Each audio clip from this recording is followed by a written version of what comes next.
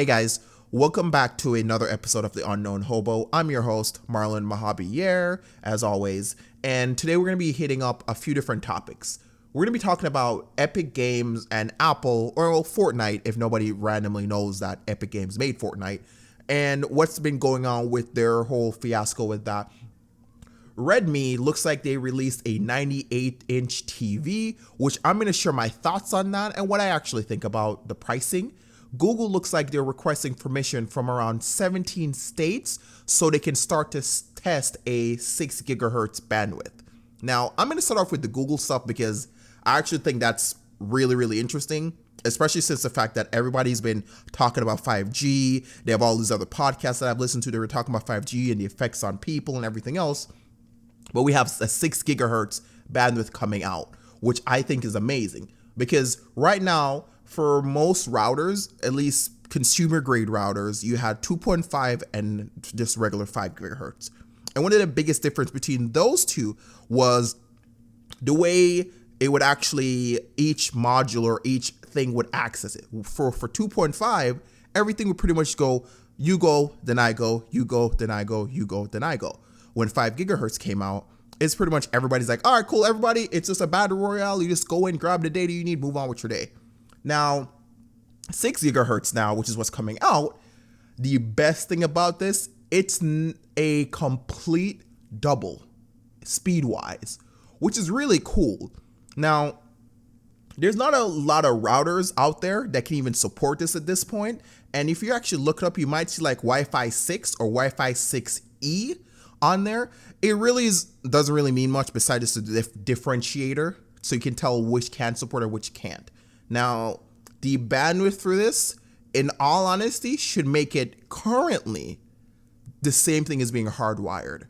At least that's what I think. Because a lot of times, or maybe even really close, because you have to think, a lot of times, unless you're doing something very competitive that requires really precise, like microseconds or milliseconds, whatever the smaller one is, I always forget for some weird reason.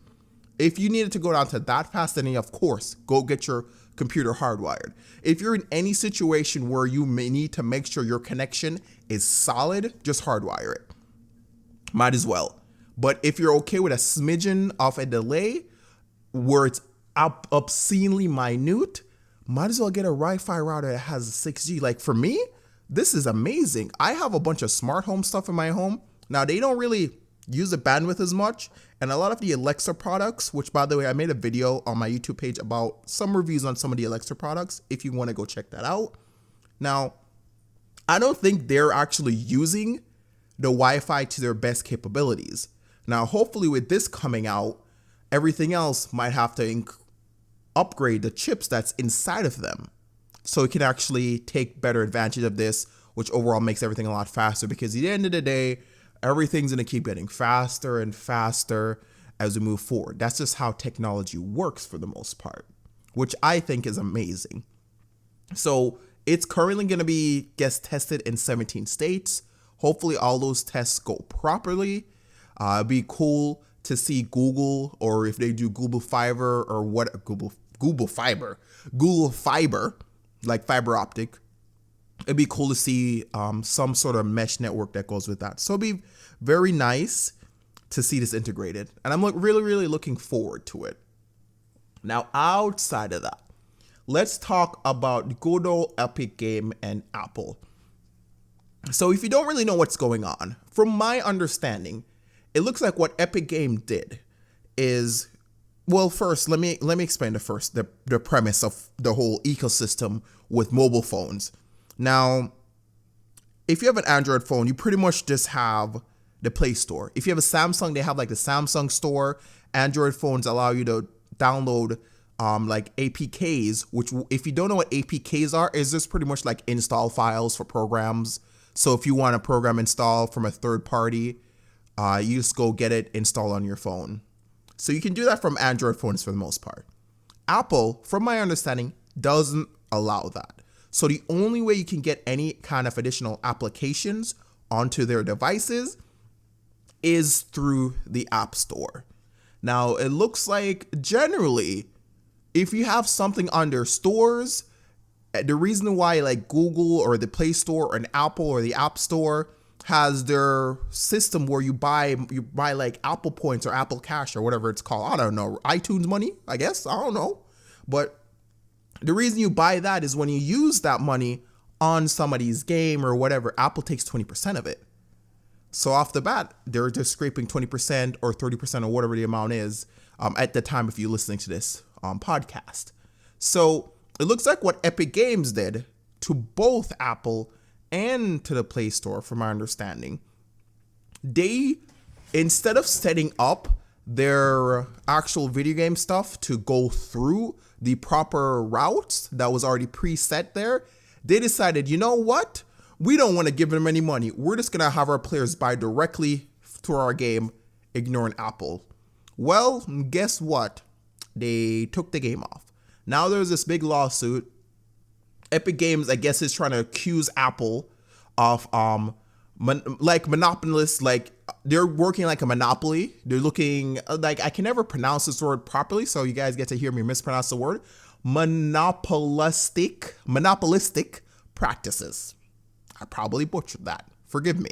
So, which I understand because Apple, not Apple, but Google kind of had the same issue a few years back in Europe when it came with the Android devices, because they're like, well, it's really kind of setting up a monopoly when every Android device comes with only the Play Store on there. So that was kind of an argument that was meant there. But with Apple products, I don't understand that argument. Because like that's their product through and through. They get to decide what they want on there and what they don't want on there. Now you can make, as far as making a monopoly of what? That's their own thing. It's like you having your own car and a company is complaining because you don't want to put their speakers in your car. Like let's say we use Ford, for example. So let's say if there's a bunch of cars, there's Ford. You know what? Maybe Ford's not a bad example because there's a bunch of car companies. There are a good amount of phone companies. Well, phone providers, there's like 4. There's Microsoft, which is a Windows phone, which not a lot of people have that. Apple and Android. Okay, and then you have the other weird ones that nobody uses. So you have those. But it's, you know what? The car example is good. Forget it. I'm just going to use a car example. You guys get to deal with me making analogies that make no sense to me until the end. So let's say if you have a Ford truck, right?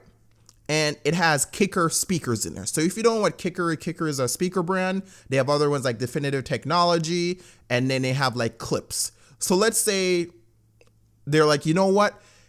We need you to pay us a certain amount to put your speakers in our car. Everybody's paying money to Ford so they get their product in their car. They're going to get some money from it, but their car's going to be able to go in there. They might get some royalties. They're going to get something out of it. It's going to be a benefit for those companies. Well, imagine if they're like, you know what? We're not going to pay you anymore for putting our stuff in your car. We're just going to go put it in ourselves. We're going to give it to the people, have them buy it from us directly. Well, guess what happened with car companies? Normally, what happens is a person can go to a third party, buy these speakers, put it in themselves. Apple products don't allow that. So it's the same thing with cars.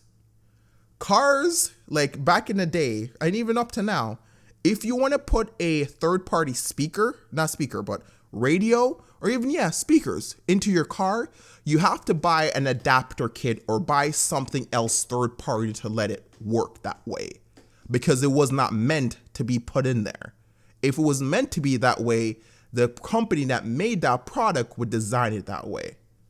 So if you wanted your speakers to be in there originally, you should have designed it with what the company wanted in mind.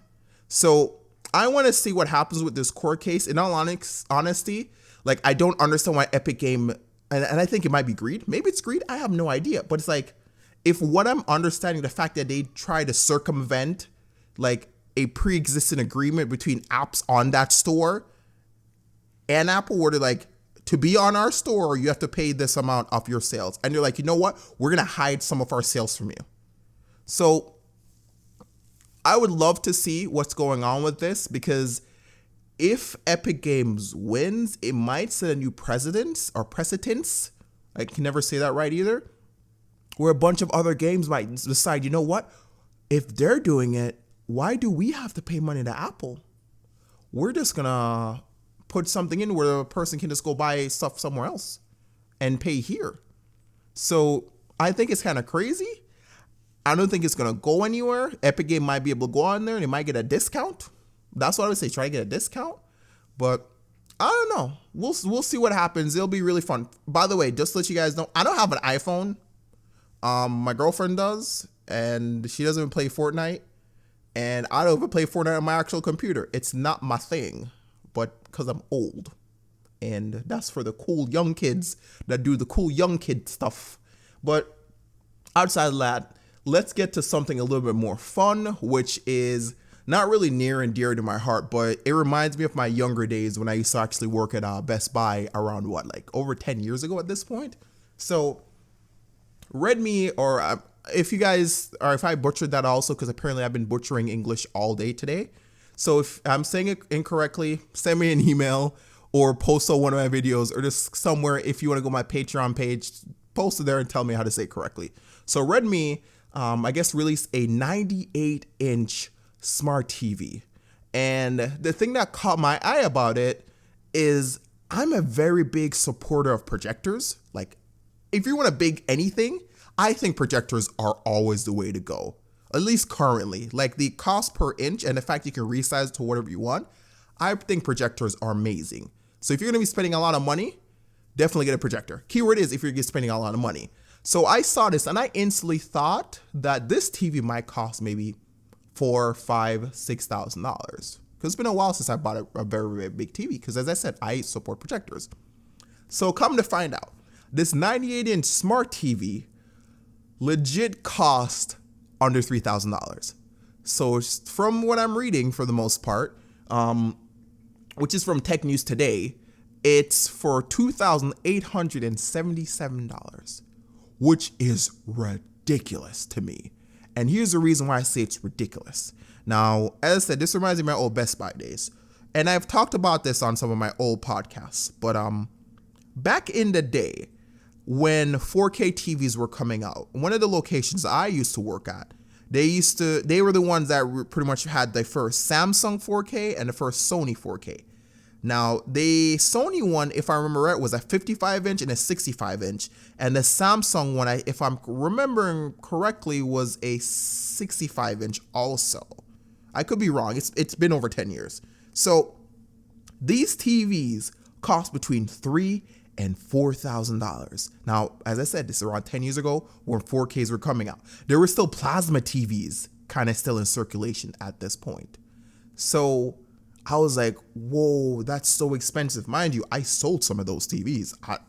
I still don't understand how I sold any of them, because even back then, I was always like, just get a projector. Get a projector, get yourself a nice surround sound system, make it a little movie room. With the extra money you would save from doing it, remodel that room, get yourself some nice movie theater chairs and move on. Even if it's in the living room, I don't care. It's going to look like a movie theater in my living room with the amount of money I would be saving. $4,000 for that.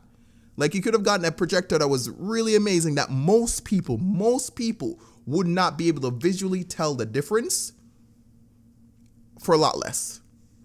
But I sold some because they really wanted it. And the thing is, like, no matter what TV you get, minus like the Sony one back then, the Sony had some big speakers on, not big speakers, but actual speakers on the side of it. A lot of times the audio quality is not good. It is not good because they're making TVs thinner and thinner. So of course the speakers are gonna get thinner and thinner. But this TV is 98 inches, under $3,000. That is ridiculous. Oh, I forgot. It's a smart TV too. Now it has all the other bells and whistles, like, oh, it has Wi-Fi connectivity and all like Bluetooth and everything else. I don't care about that. That means literally nothing to me. Listen, if it had built-in Alexa, I'll be happy. That I'll be happy about. Built-in Alexa, that's upgradable, will be golden. But anything else with built-in smart hubs that's built into TV doesn't mean anything to me, because I'm just going to connect my Fire Cube, which Fire Cubes or whatever. But my Fire Stick, boss. If you're deciding between a Fire Cube and a Fire Stick randomly, get a Fire Stick. It's so much faster. get the 4K one. Just in case you randomly decide to get a 4K TV. Don't spend $4,000 on a 4K TV. But anyways, outside of that, I think that's really amazing. 68 inches for under $3,000. I think that's a steal. But then again, it's been selling out like crazy. But outside of that, guys, that's it for this week's episode. Listen, if you would love to actually support the podcast, definitely take a look at my Patreon page. Any little bit does help if you pledge whatever you can. It does support me a lot as far as getting to a point where I can do either this podcast and all the rest of the stuff I love doing full time. Now, outside of that, if you're somebody that doesn't want to do the actual pledging or anything, that's golden. Just listening to this means a ton to me because I see that when I'm talking to people, actually gets out there and people are, maybe you're not paying much attention. Maybe you just listen to me while driving. Maybe you're like, well, I'm just listening to this Jamaican kid to hear him butcher the English language. That's cool. But if you don't mind, maybe sharing a video on my YouTube page or anywhere, sharing this podcast with your friends, yelling at them and say, hey, you person that's supposed to be my friend, you are wrong. Go listen to Marlon. He's a smart guy. He wears glasses. And not even any glasses, square glasses. You got to make sure you tell them my glasses are square. So besides that, I'll see you next week for the next episode. If you guys do have something in tech, something in government, something in literally anything you want me to take a look at, talk about, do a review on, share my thoughts on, send an email to me, and that's at UnknownHobo@yahoo.com. Or you can actually just comment on my YouTube page, go to my Patreon, everywhere else. See if you want to get in my Discord, you can definitely do that also. But besides that, yeah.